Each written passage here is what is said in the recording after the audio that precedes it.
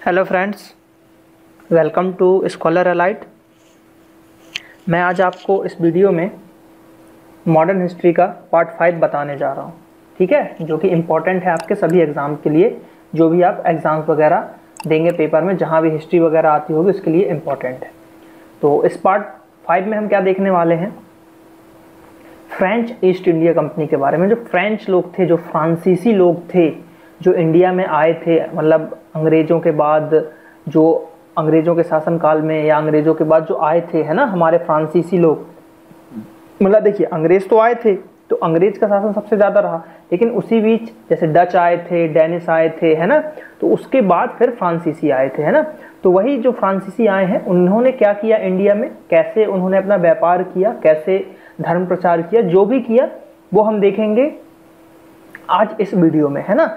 तो जो इम्पोर्टेंट चीज़ें हैं वो मैंने कवर की हैं, पर आप लोगों से रिक्वेस्ट है कि ये जो मैं सीरीज चला रहा हूँ मॉडर्न हिस्ट्री का, पार्ट 1, पार्ट 2, पार्ट 3, तो आपसे रिक्वेस्ट है कि आप पहले पार्ट 1 देखें, है ना। ये पार्ट 5 अगर आप डायरेक्ट देख रहे हैं तो इसको भी देखें, लेकिन इससे पहले मैं ज़रूर आपको कहना चाहूँगा कि सबसे पहले तो आप मेरे प्लेलिस्ट में जाए, पार्ट 1 देखें, फिर पार्ट 2 देखें, फिर पार्ट 3 देखें, फिर पार्ट 4 देखें, फिर पार्ट 5 देखें, क्योंकि एक दूसरे से रिलेटेड है ना। क्योंकि देखिए, पहले अंग्रेज आए, फिर क्या बोलना चाहिए आपका, डेनिश आए, फिर फ्रांसीसी आए, तो इनका क्रम चल रहा है ना, तो क्रम वाइज आ रहा है, तो कुछ चीज़ें जो रहेंगी रिलेटेड रहेंगी, है ना। तो वो आप जब शुरू की चीज़ें देखे रहेंगे ना, तो यहाँ पे वो चीज़ प्रॉब्लम नहीं जाएगी, ठीक है। चलिए तो हम स्टार्ट करते हैं अपना। तो देखते हैं सबसे पहले क्या है हमारे पास। तो सबसे पहले है कि जो फ्रांसीसियों का आगमन है ना, फ्रांसीसी जो कंपनी है उनका आगमन देखते हैं, मतलब जो कब आए थे। तो देखिए, भारत में व्यापारिक यूरोपियन जो कंपनी थी, उन्होंने फ्रांसीसी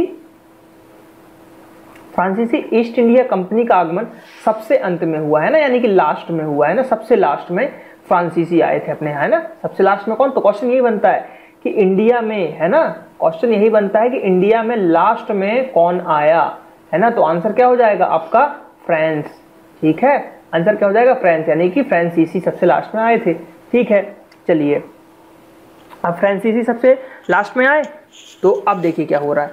अब जो फ्रांसीसी आए तो फ्रेंच ईस्ट इंडिया कंपनी की स्थापना करी उनने, मतलब कुल मिला के उन्होंने, अब वो भी आए तो व्यापार तो करेंगे ना यहाँ पे, तो व्यापार करने के लिए कंपनी स्थापित की। तो फ्रेंच ईस्ट इंडिया कंपनी की जो स्थापना थी कब हुई, 1664 में, मोस्ट IMP, ठीक है, वेरी IMP इसको आप लिख सकते हैं, ठीक है। तो फ्रेंच ईस्ट इंडिया कंपनी की स्थापना कब हुई, 1664 में।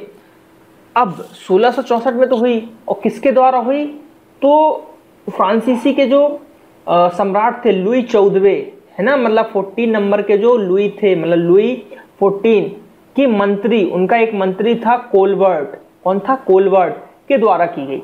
तो ये नाम उतने इंपॉर्टेंट नहीं है, हाँ, बड़े एग्जाम्स दे रहे हो आप, PSC IAS, उनके प्री में ये नाम पूछे जा सकते हैं, उनके हिसाब से इजी क्वेश्चन। लेकिन अगर बात करें रेलवे, SSC, तो वहां पे ये नाम नहीं पूछेगा, वहां पे आपसे ये पूछा जाएगा, है ना। लेकिन मैंने ये कवर इसलिए किया कि अगर आप PSC देते हैं, आप UPSC देते हैं, तो वहां पे ये नाम इजीली पूछ सकता है। तो लुई 14 के एक मंत्री थे, कौन थे, कोलबर्ट, नाम याद रखना है आपको, कौन थे, कोलबर्ट, उनके द्वारा ये स्थापित की गई थी। तो क्वेश्चन क्या बना, फ्रेंच ईस्ट इंडिया कंपनी की स्थापना कब हुई, तो वो हुई 1664 में, ठीक है। चलिए अब देखते हैं इनकी पहली फैक्ट्री, यानी कि इनकी जो फर्स्ट फैक्ट्री इनने लगाई थी, तो कहाँ लगाई, क्या नाम था, कैसे क्या हुआ, वो देखते हैं, ठीक है। चलिए, तो उनकी जो पहली कंपनी थी उनका नाम था कंपनी द एंड ओरिएंटल, है ना, कंपनी द एंड, ठीक है, ओरिएंटल, ठीक। तो ये था उनका, ठीक है, कंपनी का नाम, ठीक। और इन्होंने पहली फैक्ट्री, जो यही कंपनी का नाम है, ये 1668 में, फिर देखिए डेट मैं बता रहा हूँ, जिन डेट को मैं हाईलाइट कर रहा हूँ बहुत ही इंपॉर्टेंट डेट्स हैं, ठीक। तो 1668 में, कब आपका 1668 में, ठीक है, कब 1668 में सूरत में, कब, सूरत में फ्रैंको कैरो के द्वारा स्थापित की गई थी। किसके द्वारा स्थापित की गई थी आपकी, फ्रैंको कैरो, नाम याद रखना है आपको, नाम पूछा जाता है ये, तो उनकी जो पहले, ये अगर कंपनी का नाम आपको याद नहीं होता कोई प्रॉब्लम नहीं, लेकिन ये चीजें याद होनी चाहिए। उन्होंने अपनी पहली फैक्ट्री 1668 में लगाई। कहाँ लगाई? तो सूरत में, जो कि गुजरात में है ना, सूरत में लगाई और फ्रैंको कैरो के द्वारा लगाई गई। ठीक है, अब लगाई गई। अब बाद में, मतलब फ्रैंको कैरो के बाद मरकारा ने, मतलब मरकारा एक नाम होगा वहां के ही ऑफिसर का, मरकारा ने गोलकुंडा के सुल्तान से अनुमति लेकर मुसलीपट्टनम, जो कि आंध्र प्रदेश में है ना, मुसलीपट्टनम में 1669 यानी कि 1669 ईस्वी में दूसरी फैक्ट्री लगाई। तो देखिए यहां से हमको क्या पता चल गया? सबसे पहले तो 1668, ठीक है, सबसे पहले क्या पता चला? 1668 में फर्स्ट फैक्ट्री लगाई उन्होंने, है ना, फर्स्ट फैक्ट्री लगाई। देन 1669 में उन्होंने सेकेंड फैक्ट्री लगाई। ठीक है, सेकेंड फैक्ट्री किसने लगाई? तो वो लगाई मरकारा ने, और फर्स्ट फैक्ट्री लगाई तो किसने लगाई? फ्रैंको कैरो ने लगाई। ठीक, फ्रैंको कैरो ने लगाई। तो ये चीज सबसे पहले तो हमको यहां से इंपॉर्टेंट मिली। ठीक, ये चीज। अब दूसरी इंपॉर्टेंट चीज क्या है? पहली फैक्ट्री जो लगी वो कहां लगी? सूरत। दूसरी फैक्ट्री कहां लगी? मुसलीपट्टनम, जो कि आंध्र प्रदेश में है आपका। कहां लगी? मुसलीपट्टनम, ठीक है, जो कि कहां है आपका? आंध्र प्रदेश में है। ठीक है, और देखिए अब गोलकुंडा, ठीक है, गोलकुंडा का एक फैक्ट बताओ। गोलकुंडा से ही आपको क्या कोहिनूर हीरा मिला था। तो गोलकुंडा का फैक्ट ये आता है कि कोहिनूर कहां से मिला था? तो गोलकुंडा से आपका कोहिनूर हीरा मिला था, डायमंड। ठीक है, तो ये याद रखना है। तो इसमें से आपको इंपॉर्टेंट चीज क्या मिली जो आपको नोट करना है अपनी कॉपी में? कॉपी में क्या नोट करना है कि 1668 में फर्स्ट फैक्ट्री फ्रैंको कैरो ने लगाई और दूसरी फैक्ट्री 1669, है ना, यानी कि 1669 में सेकेंड फैक्ट्री लगाई। किसने लगाई? तो मरकारा ने। ठीक है, ये आप इंपॉर्टेंट चीज थी। ठीक है, चलिए अब जो कंपनियों का मुख्यालय देखते हैं ना, मतलब हेडक्वार्टर्स, मतलब कैसे कहां पे था? तो कंपनियों के हेडक्वार्टर्स, HQs देख रहे हैं। ठीक है, मतलब फ्रेंच कंपनियों के। ठीक है, तो देखिए भारत में फ्रेंच कंपनियों का मुख्यालय पौंडीचेरी था। कहां था? पौंडीचेरी। तो पौंडीचेरी था। ठीक है,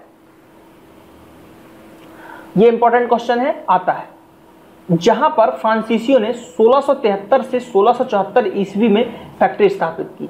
ठीक, अब देखिए पौंडीचेरी से थोड़ा सा मैं आपको एक डिटेल बता देता हूं पौंडीचेरी के बारे में। 1673 में फ्रांस के एक फ्रांसीसी थे, उनका नाम था आपका मार्टिन। क्या था नाम था? मार्टिन नाम था उनका, फ्रांसीसी मार्टिन। इन्होंने ना पौंडीचेरी को बसाया था, या फिर पौंडीचेरी की नींव डाली थी, हम बोल सकते हैं। तो क्वेश्चन ये पूछा जाता है कि पौंडीचेरी जो है आपका, पौंडीचेरी की नींव किसने डाली? तो आंसर आएगा मार्टिन। और कब डाली? तो 1663 में। कब डाली? 1663 में। तो ये आपको याद रखना है कि 1663 में मार्टिन ने पौंडीचेरी की क्या डाली? नींव डाली। ठीक है, और यहीं पे उन्होंने 73 में देखिए नींव डाली, 73 और 73 और 74 में नींव डाली, और वहीं पे उन्होंने अपनी फैक्ट्री भी स्थापित कर ली। तो ये इंपॉर्टेंट फैक्ट था यहाँ पे। तो यहाँ पे आपको दो चीज पता चली कि 73-74 में फैक्ट्री लगाई उन्होंने, कहा पौंडीचेरी में, और पौंडीचेरी को बसाया किसने या उसकी नींव किसने डाली? तो वो डाली 1673 में फ्रांसीसी मार्टिन ने। ठीक है, अगला पॉइंट देखते हैं क्या बोल रहा है। बंगाल के क्षेत्र में इसकी प्रमुख फैक्ट्री चंद्रनगर में थी, है ना। बंगाल की बात करें अगर, है ना, बंगाल, तो वहां पे चंद्रनगर में इनकी फैक्ट्री थी, जिसे 1690 से 91 ईस्वी में स्थापित किया गया था। ठीक है, 73-74 में पौंडीचेरी में था, और 90 और 91 में कहां पे था आपका? 1691 से 90 से 91 में कहां पे था आपका? बंगाल, है ना। बंगाल के कहां पे था? चंद्रनगर में था। ठीक, तो ये भी आपको याद रखना है। ठीक है, बड़े एग्जामों के लिए ये बहुत ही इंपॉर्टेंट क्वेश्चंस हो सकते हैं। अगला क्वेश्चन देखते हैं। अब जो फ्रांसीसी थे और अंग्रेज थे, उनके बीच में ना बहुत लड़ाइयां हुई, बहुत ही मतलब संघर्ष हुआ उनके बीच में।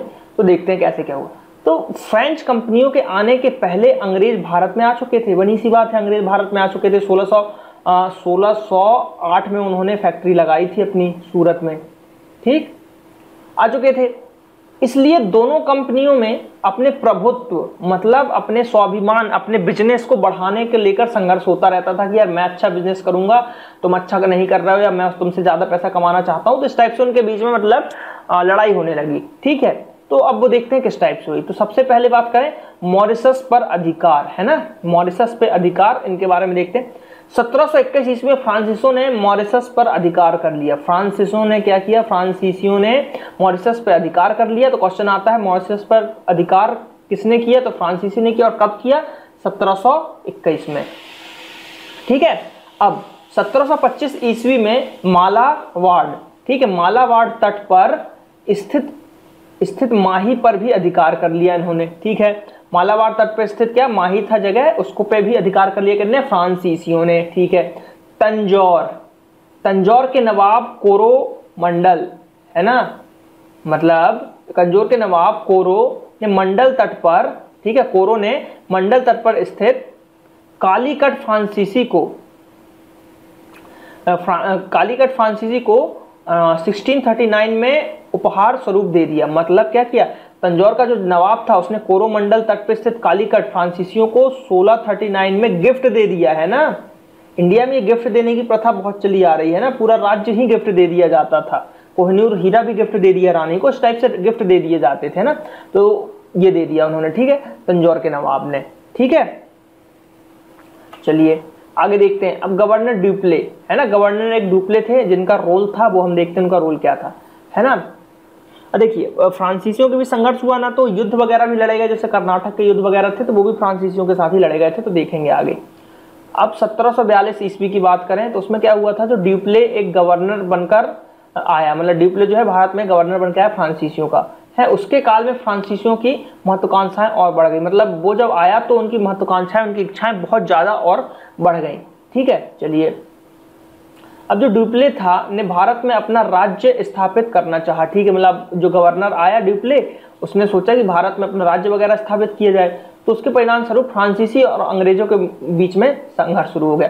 तो क्वेश्चन ये आता है, देखिए इसमें इंपॉर्टेंट चीज क्या है पता है, इंपॉर्टेंट ये है कि क्वेश्चन पूछा जाता है कि फ्रांसीसियों की तरफ से गवर्नर कौन था या कौन आया, तो वो क्या हो जाएगा आपका, ड्यूप्ले, ठीक। और कब आया, तो 1742 में, ठीक। तो ये आपको याद रखना है, ठीक है।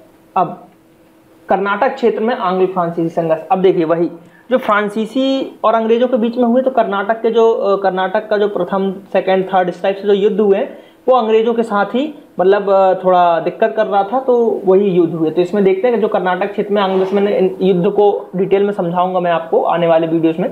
तो कर्नाटक क्षेत्र में आंग्ल फ्रांसीसी संघर्ष जो हुए, फ्रांसीसी के युद्ध हुए हैं, वो देखते हैं। इन दोनों कंपनियों के बीच दक्षिण भारत यानी कि साउथ इंडिया, है ना, कि कर्नाटक क्षेत्र में कुल 3 संघर्ष हुए, वही मैंने बताया, कर्नाटक फर्स्ट, कर्नाटक का सेकेंड और कर्नाटक का थर्ड युद्ध हुआ था, ठीक है। 3 युद्ध हुए हैं जिसे आंग्ल फ्रांसीसी संघर्ष भी कहा जाता है, ठीक है। इनकी डिटेल्स हम देखेंगे आने वाले पार्ट में, ठीक है। थोड़ा सा मैं बता दूं अगर आपको, तो अगर कर्नाटक का जो फर्स्ट युद्ध की बात करें तो वो आई थिंक 1746 से 48 तक रहा था, ठीक है। और इसी टाइप से अब द्वितीय युद्ध जो हुआ था ये हुआ था आई थिंक 1754 के आसपास, ठीक है। और थर्ड जो हुआ था आपका ये हुआ था 1756 से 63, है ना, इस टाइप से।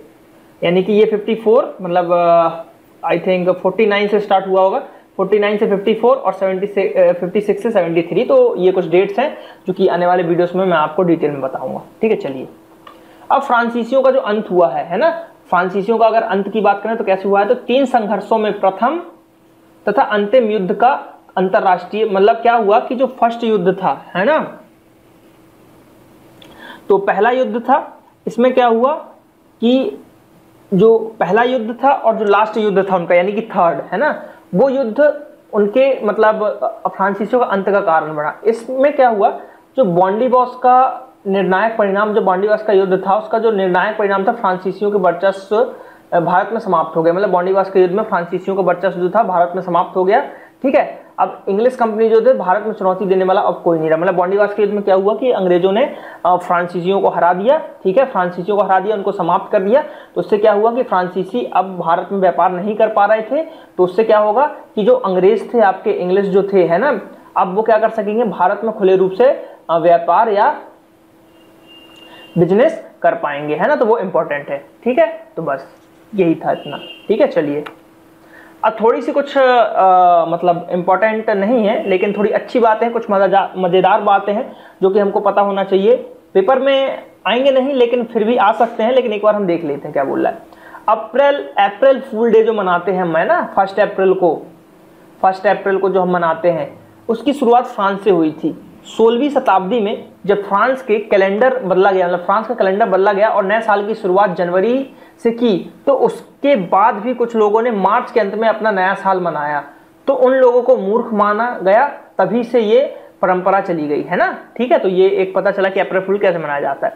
सेकंड पॉइंट में क्या बोला जा रहा है, सेकंड पॉइंट में बोला जा रहा है कि फ्रांस को सुरा और सुंदरियों का देश कहा जाता है। मतलब देखिए फ्रांस में क्या होता है कि शराब ज्यादा मिलती है आपको, है ना, शराब, और वहां पे जैसा कि आपको पता है कि पेरिस जो है, पेरिस है ना, फैशन की नगरी है, तो सुंदरियां मतलब परियां, अच्छी अच्छी लड़कियां, है ना, वहां पे रहती हैं, जो कि मतलब मॉडल रहती हैं अच्छी अच्छी, जो कि प्रमोट करती हैं फैशन को। तो इसलिए सुरा और सुंदरी, क्वेश्चन ये आता है सुरा और सुंदरियों का देश किसे कहा जाता है, तो फ्रांस को कहा जाता है।